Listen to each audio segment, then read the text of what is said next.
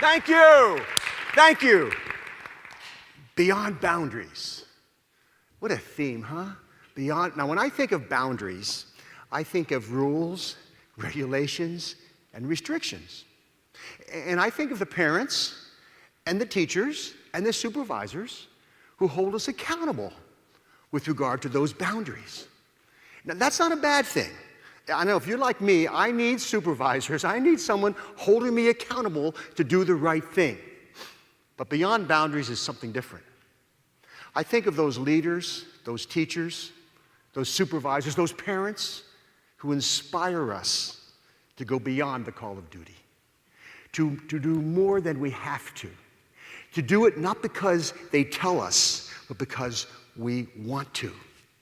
I would like to share with you what the research says about how to make that happen. And not just for other people, but for yourself. Here's the deal. How can we inspire people and ourselves to be self-motivated? There's another word. It's called empowerment. You've heard that word, right? Now, the management definition of empowerment is get her done.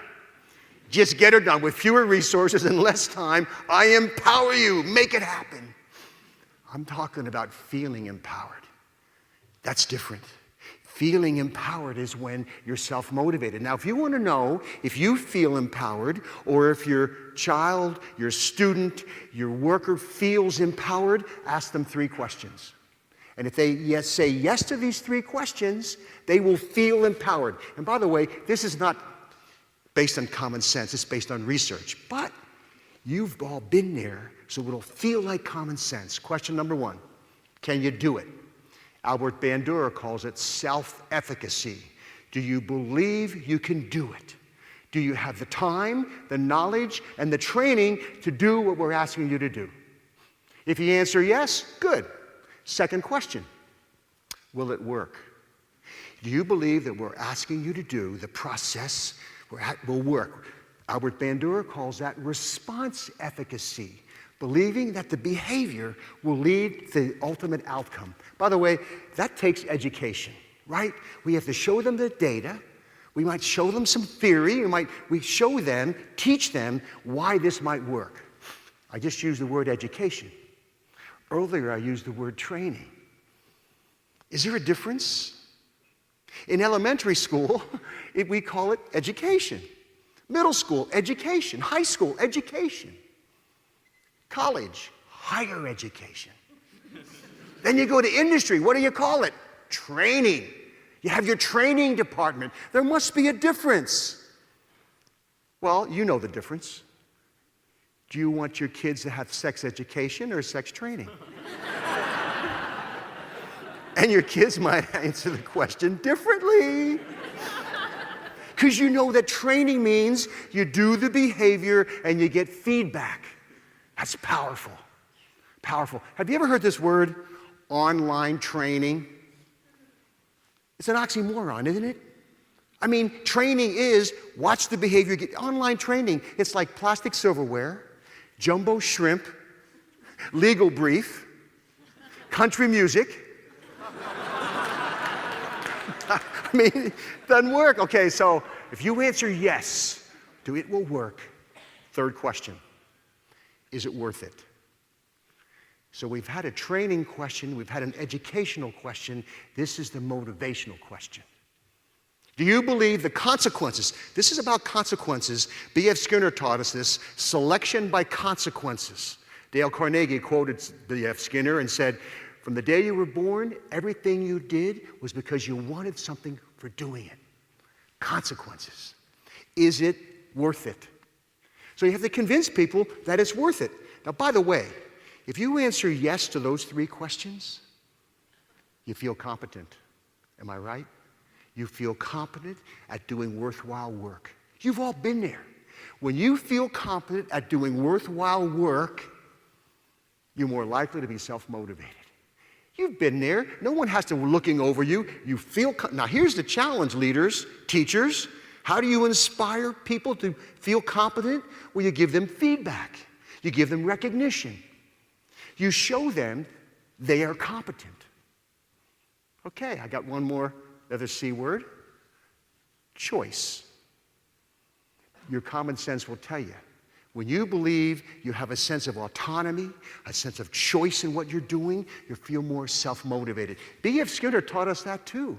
In his book, Beyond Freedom and Dignity, way back in 1971, reading that book changed my life because I realized that I am controlled by consequences. But sometimes I don't feel controlled.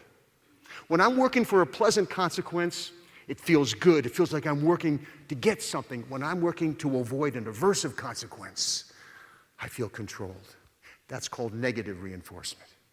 So here's a challenge, leaders. How do we get people to become success seekers rather than failure avoiders? First day of introductory psychology class. I teach 2 classes of 600 students. Maybe some of you have been in that class. And remember, the first day I say, how many are here to avoid failure? And 80% raise their hand. And I say, well, thanks for coming. I know you're motivated, but you're not happy campers. You probably told your friends, I got to go to class. It's a requirement. Not I get to go to class. It's an opportunity. You probably woke up to an alarm clock, not an opportunity clock. And it's all in how you see it. Really, it's all in how you see it. It's your paradigm. It's how you communicate to others and how you communicate to yourself. So Ellen Langer said in her book, Mindfulness, she said, and psychologists know, when you perceive choice, you perceive motivation. You're more motivated. So the deal is, for yourself, sit back and reflect. Be mindful of the choices you have. And talk about being a success seeker rather than a failure avoider. It's all how you talk, how you communicate to yourself and to others.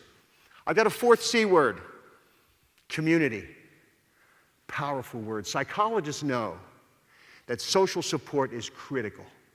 People who perceive a sense of relatedness, a sense of connection with other people, they feel motivated and they're happier. I want to recite a poem. It's called The Cookie Thief by Valerie Cox. And as I recite this poem, there's only 2 characters, a man and a lady. Put yourself in the situation. Be mindful. Think about the situation and what you would do. Okay, here we go. A woman was waiting in an airport one night with several hours before her flight. She hunted for a book in the airport shop, bought a bag of cookies, and found a place to drop. She was engrossed in her book and happened to see that the man beside her, as bold as could be, took a cookie or 2 from the bag between, which she tried to ignore to avoid a scene. She read, munched cookies, and watched the clock as a gutsy cookie thief diminished her stock. She was getting more irritated as the minutes ticked by, thinking if I wasn't so nice, I'd blacken his eye. With each cookie she took, he took one too.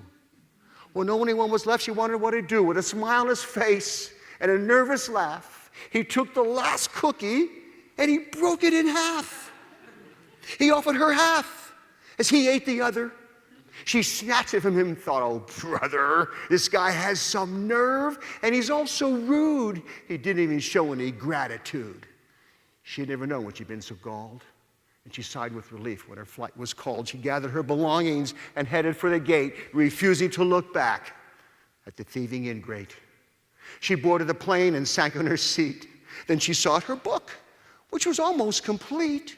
As she reached in her baggage, she gasped with surprise.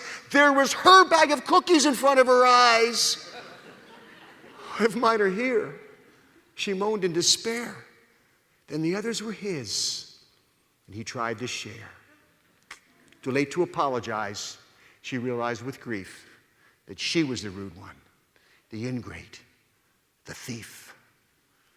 So where were you where were you? Whose side were you on? Were you thinking independent or interdependent?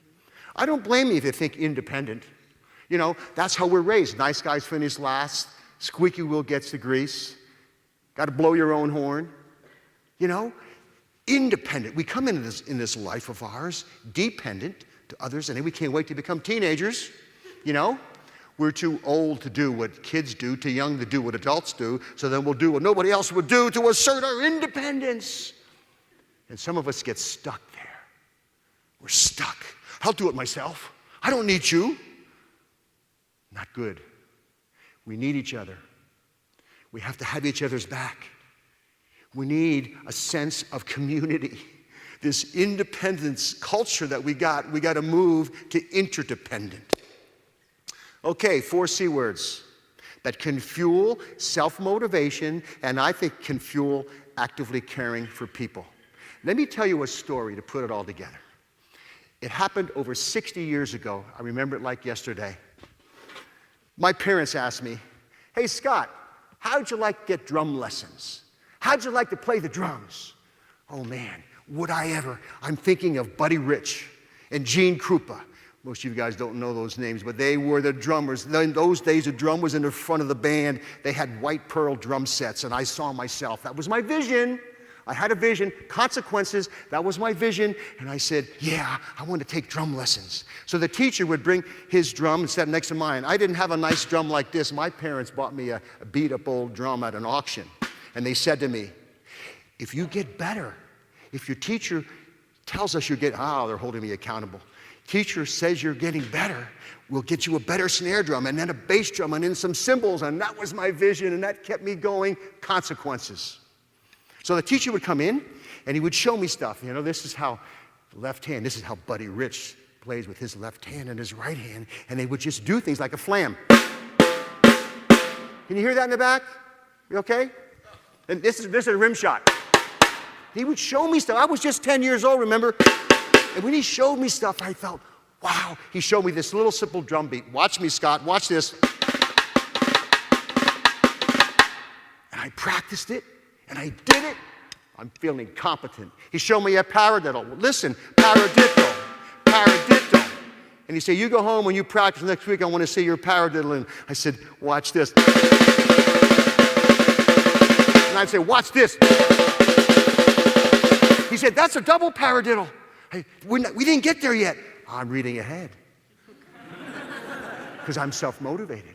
I feel competent. I'm walking through Muhlenberg High School, Allentown, Pennsylvania, and I see the music teacher, and he says, I hear you're learning to play the drums. I said, yeah, and I'm getting good. He said, you can march in the band. You can be the snare drummer. Whoa, that felt good. Another vision. Then the teacher comes into these were private lessons, by the way, $2. $2, that was a long time ago. She said, Scott, you ready to do a drum roll? I said, of course, I'm ready for a drum roll. He says, watch, Scott, here you go, watch this. Would you do that again? Scott, this is easy. Watch me. Now you practice that, and next week, I want to see a drum roll. He comes back the next week, he says, how's your drum? I can do a paradiddle. That's regression. I want to see a drum roll. Week after week, now we're talking about distress. Now we're talking about apathy. Now we're talking about learned helplessness. That's what psychologists call it. I remember walking through that elementary school and seeing the music teacher, and he said, so Scott, how you doing? How are the drums? Not so good. I can't do a drum roll. You know, like adults always say, never say can't. You can be anything you want to be, Scott. No, I can't do a drum roll. I've tried, and I've kind of given up. And he said, Scott, when you ever get overwhelmed, break it down. Break it down. Can you do a paradiddle? Yeah. Okay, what's the second beat? 2 beats. Yeah, well, that's a drum roll, Geller. It's 2 beats. You go home and you practice and you say, Dada Mama. Remember, I was just 10. You go, Dada Mama, Dada Mama, Dada Mama, Dada. It's a drum roll. That teacher came back the next week. Okay, Scott, I guess you can't do a drum roll. I said, watch this. He said, whoa, how'd you learn to do that? And I showed my teacher. I taught my teacher, 10 years old. He said, I had forgotten that I got into the habit of just doing this and forgot that it's 2 beats.